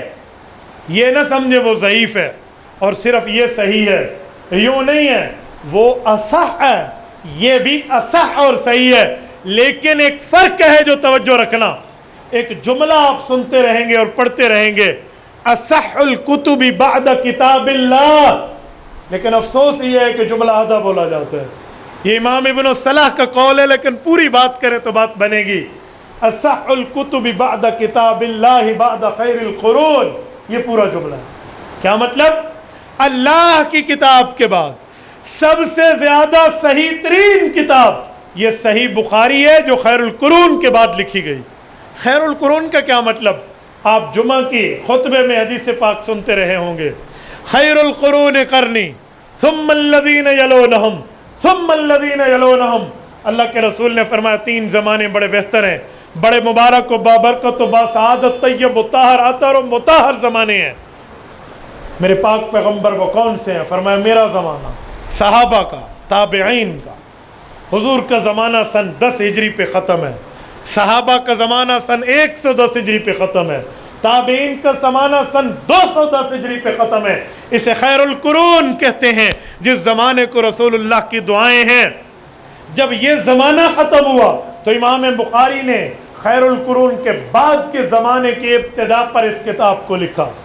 شیخ الحدیث رحمۃ اللہ علیہ کی تحریر کی تحقیق کی روشنی میں کہہ رہا ہوں 217 ہجری میں اس کو لکھنا شروع کیا، 210 میں صحابہ کا تابعین کا زمانہ ختم ہے۔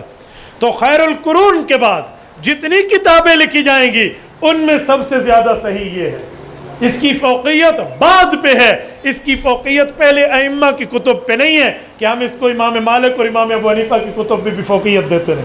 وہ خیر القرون کی صحیح ہے، یہ خیر القرون کی بعد کی صحیح ہے۔ رتبہ ہر کسی کا، لیکن اپنے اپنے مقام پہ، کسی مقام و مرتبے پہ رتبے کو دوسرے رتبے سے آپ نے متاثر نہیں کرنا۔ صحیح بخاری امام بخاری رحمہ اللہ نے تحریر فرمائی۔ کیوں تحریر فرمائی؟ اس کی 2 وجہ۔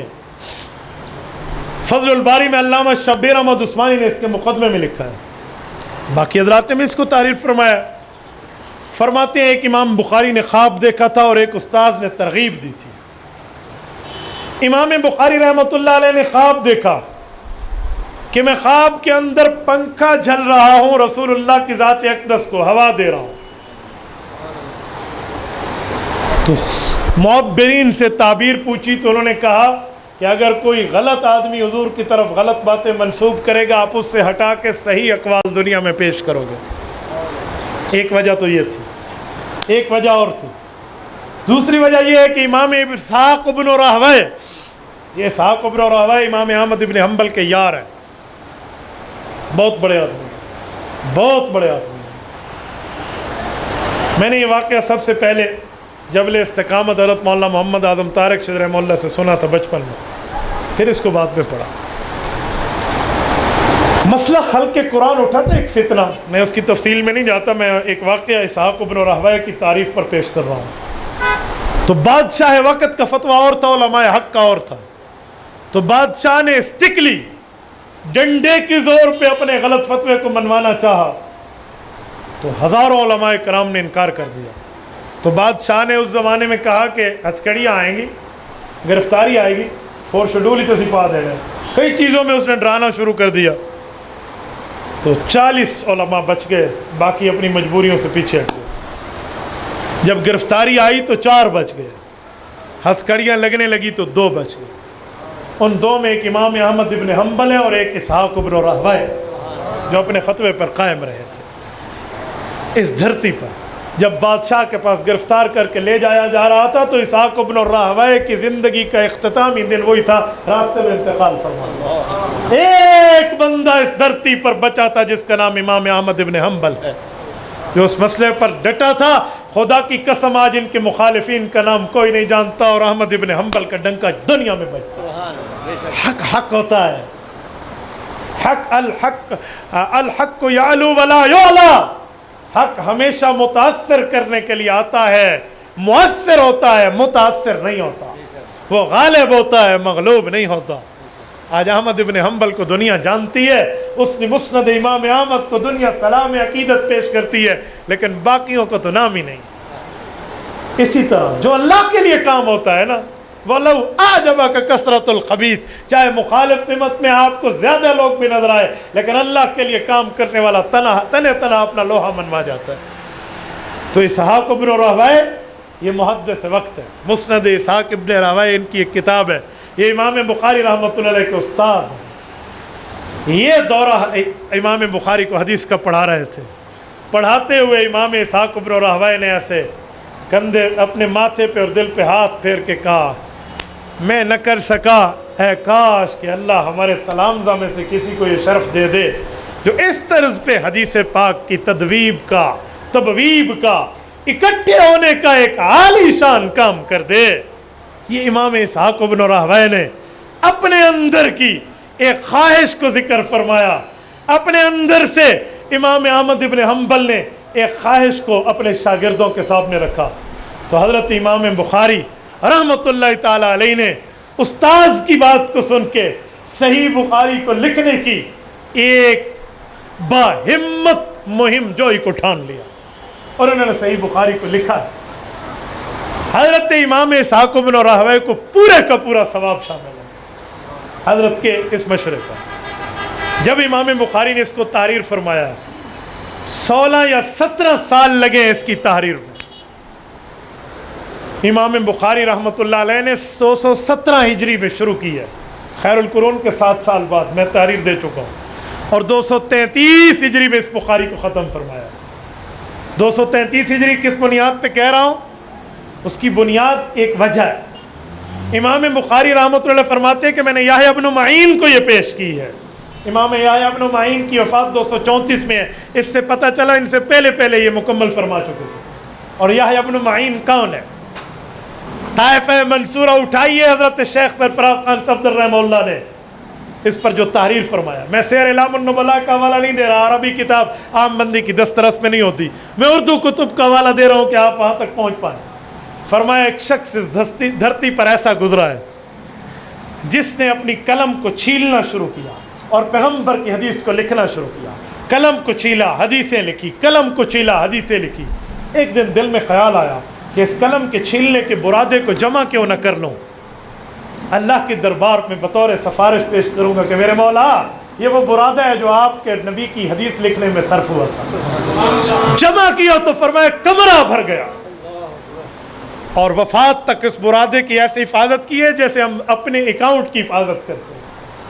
حضرت یحییٰ ابن معین رحمہ اللہ ہے، وفات کے وقت فرمایا اگر میرا پانی جو گرم کر رہے ہو نا غسل کے لیے، اس برادے سے گرم کرنا، تاکہ میں اللہ کے دربار میں یہ کہہ پاؤں کہ میرے مولا جس پانی سے غسل کر کے آیا ہو اس پانی کو حرارت دی گئی اسی اس برادے سے جو پیغمبر کی حدیث چھل ہے۔ 10 لاکھ حدیث کو اپنے ہاتھ سے لکھا، اور یہ شخص فقیہ الملت، سراج الملت والدین، تلمیذ اصحاب رسول اللہ، حضور کے صحابہ کے شاگرد، سید الفقہاء والمحدثین، امام اعظم ابو حنیفہ رحمہ اللہ کے شاگرد ہیں۔ ان کے سامنے امام بخاری نے ان کو 233 میں پیش کیا، ان کے وفات 234 میں۔ تو یہ 17 سالوں میں امام بخاری نے اس کو تحریر فرمایا، اور جب تحریر کیا ہے تو کہاں سے کیا، کیسے کیا، کس طرح کیا؟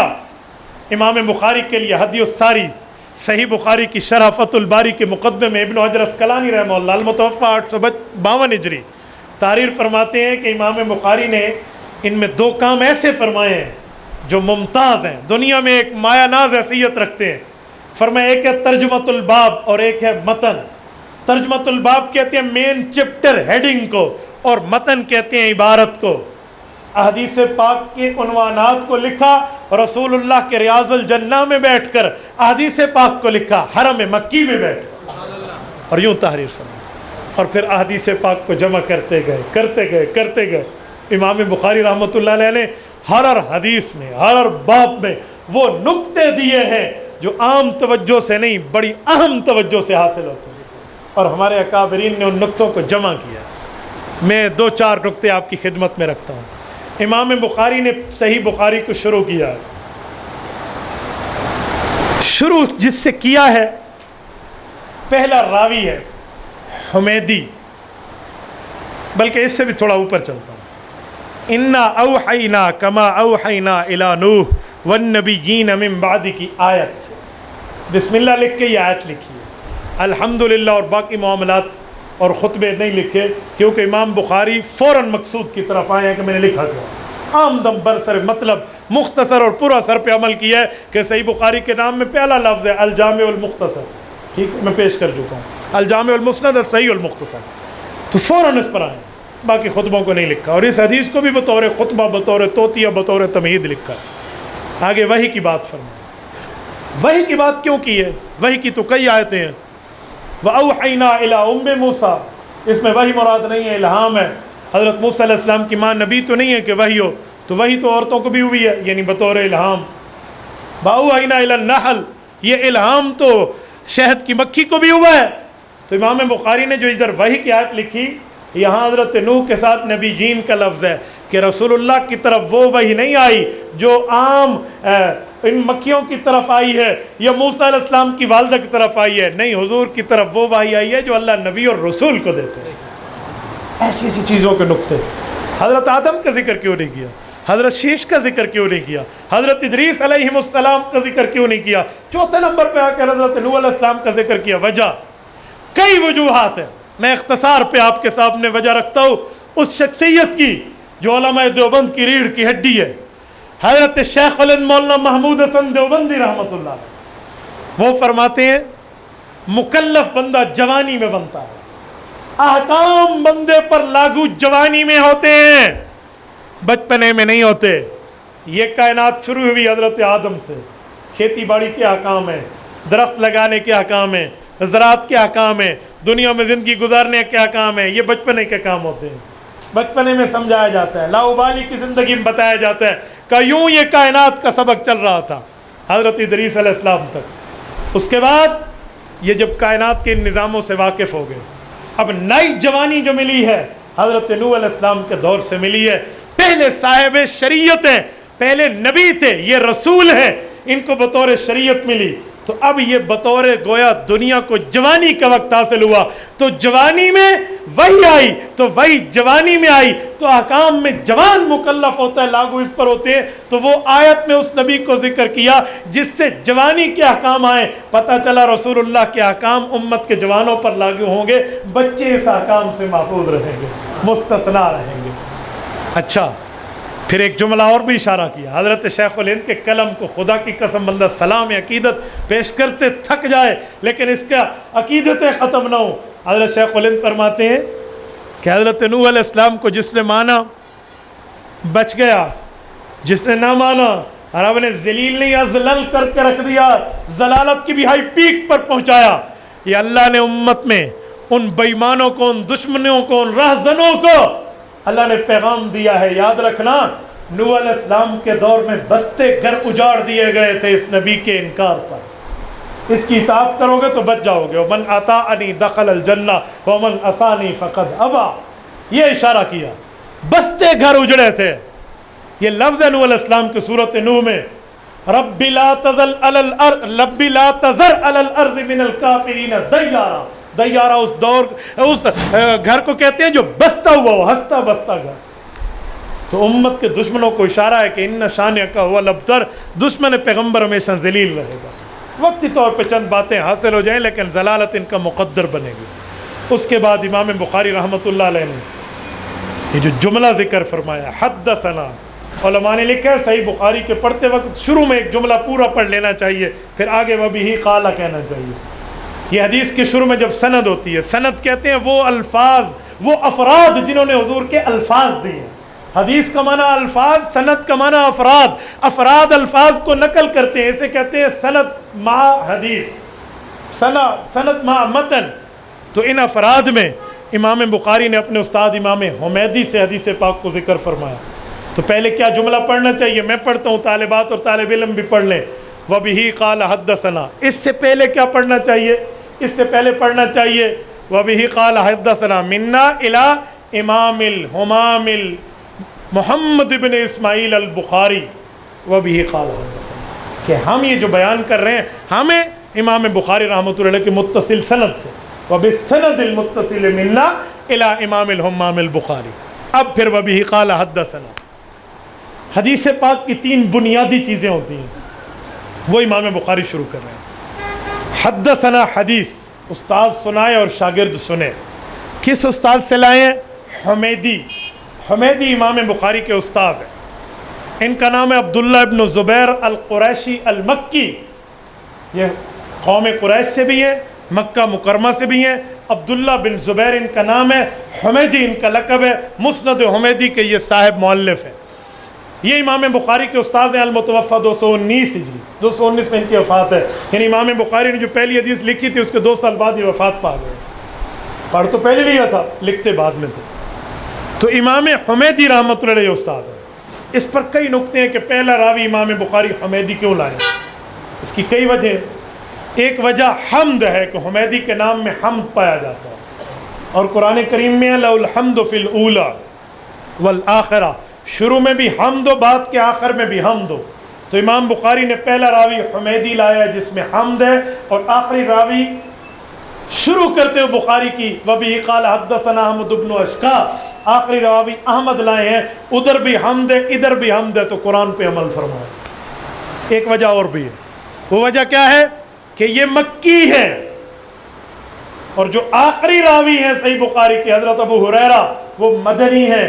امام بخاری نے ترجمۃ الباب کو ثابت کیا جو اوپر چیپٹر ہیڈنگ دی ہے کہ وحی اللہ کی طرف سے حضور پر کیسے شروع ہوئی، تو بتانے کے لیے کہ شروع مکہ سے ہوئی ختم مدینہ پہ ہوئی. اور ایک وجہ اور بھی ہے. باب کیف کان بدء الوحی الی رسول اللہ صلی اللہ علیہ وسلم، وحی کیسے شروع ہوئی، اس پر امام بخاری نے حمیدی راوی تو لائے ہیں.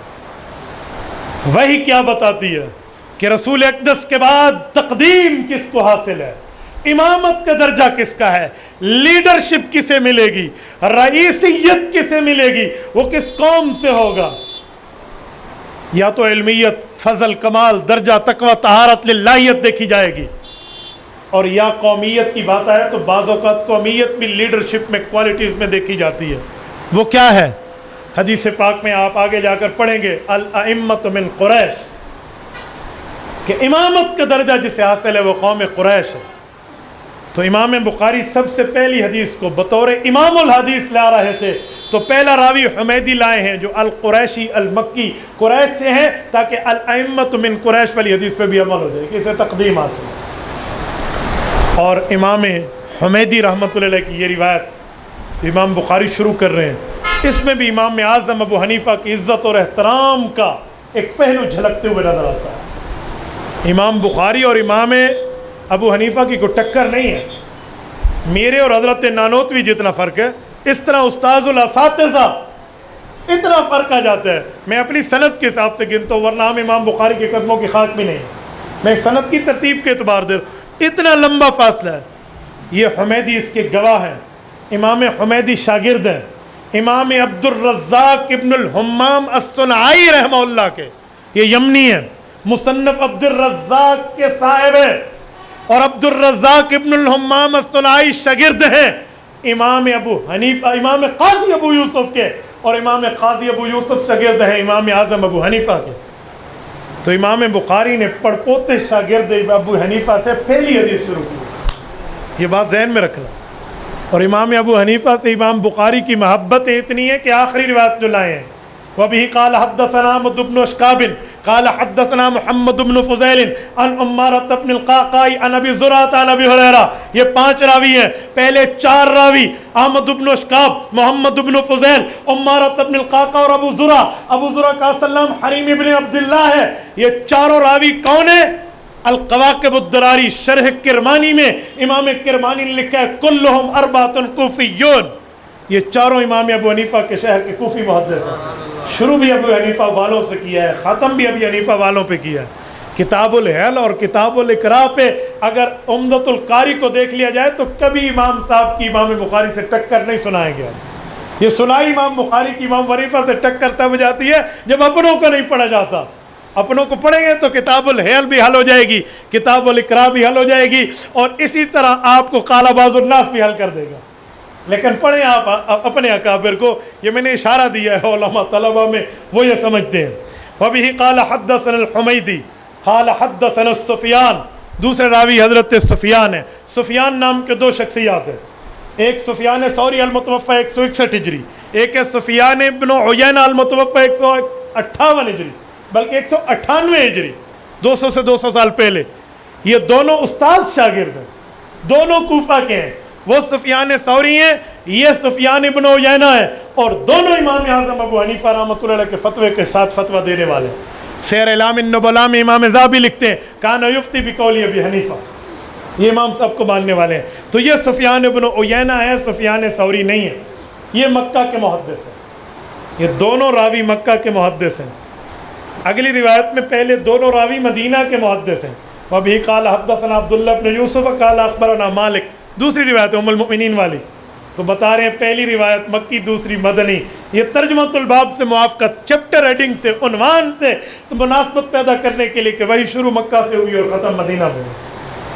حدثنا سفیان، سفیان ابن عیینہ کون ہے؟ حدیث پاک میں من عاد علی ولیا فقد آذنتہ بالحرب، جس نے اللہ کے دوست کے ساتھ دشمنی چھیڑی تو رب العزت جنگ کا جواب دے گا. سفیان ابن عیینہ کے ساتھ ابو جعفر منصور نے دشمنی چھیڑی تھی. یہ مکہ مکرمہ میں پناہ لینے آئے جہاں چونٹی کو پناہ. من دخل کان آمنا.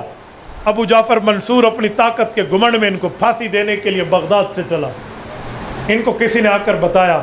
بعض کہتے ہیں فضیل ابن عیاض کی گود میں سر رکھ کے سوئے ہوئے تھے، وہ بھی امام صاحب رحمہ اللہ کے شاگرد ہیں، عابد الحرمین. ان کی گود پہ سر رکھ کے سوئے تھے تو کسی نے کہا کہ بادشاہ تمہیں پھانسی لگانے، بندے پہ چڑھانے آیا ہوا ہے، تینوں پھٹے لا دینا ہے اس.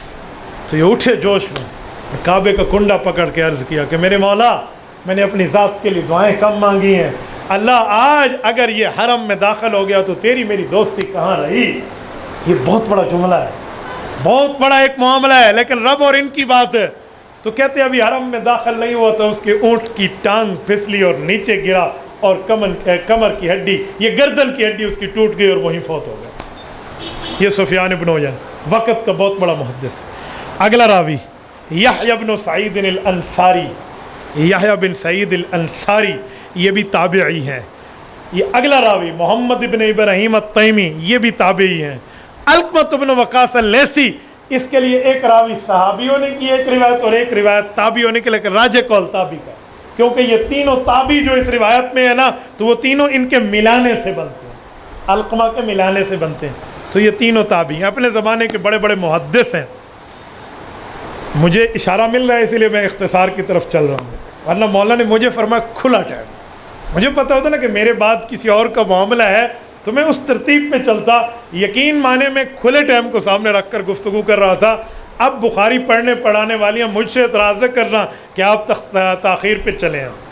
یہ تینوں تابعی ہیں، تینوں راوی ہیں. اس پر آپ شروعات میں دیکھ سکتے ہیں، باقی معاملات میں اس پر عمدۃ القاری میں خصوصاً اس پر آپ ایک ایک راوی پر بحث دیکھ سکتے ہیں. جاتے جاتے یقول سمعت عمر بن الخطاب علی المنبر. یہ تمام محدثین حضرت عمر سے راوی روایت لے رہے ہیں. فرماتے ہیں ہم نے حضرت عمر فاروق سے منبر پر روایت سنی. آگے حضرت عمر فرماتے ہیں یقول سمعت رسول اللہ صلی اللہ علیہ وسلم، میں نے اللہ کے رسول سے سنا. حدیث کو مسلسل بل منبر کہا بھی گیا ہے اور محدثین نے اس پر نفی بھی فرمائی. بعض نے اس کو ثابت بھی کیا. مسلسل بالمنبر کا معنی کہ حضور پاک سے حضرت عمر نے منبر پر سنی ہے. تصریح اس کی نہیں ملتی، بس اتنا ملتا ہے کہ اللہ کے رسول نے یا ایھا الناس فرمایا تھا تو کہتے ہیں جی یا ایھا الناس کا اکثر لفظ منبر پر ادا ہوتا ہے. ضروری نہیں ہے منبر پر ہو، کھڑے ہو کر بھی یا ایھا الناس ہوتا ہے. اصل جو بیان ہے نا وہ کھڑے ہو کر ہوتا ہے. قرآن کریم میں ہے یا ایھا المدثر قم فانذر، تو قم میں کھڑے ہونے والا ہے. میں مولانا کی دلیل دے رہا ہوں، ہم تو بیٹھ والے ہیں نا. تو قم فانذر اصل میں کھڑے ہونے والا ہے، کھڑے ہو کر گفتگو ہے نا. تو ضروری نہیں ہے کہ منبر پہ ہو، بہرحال محل نظر ہے. تو بعض نے اس کو مسلسل بالمنبر کہا ہے کہ حضرت عمر نے منبر پہ سنایا، اس نے شاگرد نے منبر سے سنی، پھر اس نے اپنے شاگرد کو منبر پہ آج تک ایسی ترتیب ہے. تو چلو منبر نہیں تو منبر کے فدیے پر میں بھی بیٹھ کے آپ کے سامنے بات کر رہا ہوں نا. کیا فرمایا؟ یقول انما الاعمال بالنیات وانما لامرئ ما نوى فمن كانت هجرته الى دنیا يصيبها او امرأة ينكحها فهجرته الى ما هاجر الیہ. یہ رسول اقدس صلی اللہ علیہ وسلم کی حدیث کی یہ ترمیم کے ساتھ حدیث ہے. مکمل روایت کے دو لفظ اس میں موجود ابھی بھی نہیں ہے. فمن كانت هجرته الى الله ورسوله فهجرته الى الله ورسوله یا نہیں. اگلی روایت میں امام بخاری یہ لفظ لائے ہیں. سوال پہلے میں ترجمہ کر لوں. حضرت عمر فرماتے ہیں میں نے رسول اقدس صلی اللہ علیہ وسلم سے سنا، اللہ کے رسول نے فرمایا کہ اعمال کا مدار نیت پر ہے. کسی آدمی نے جو نیت کی اسے وہی ملے گا.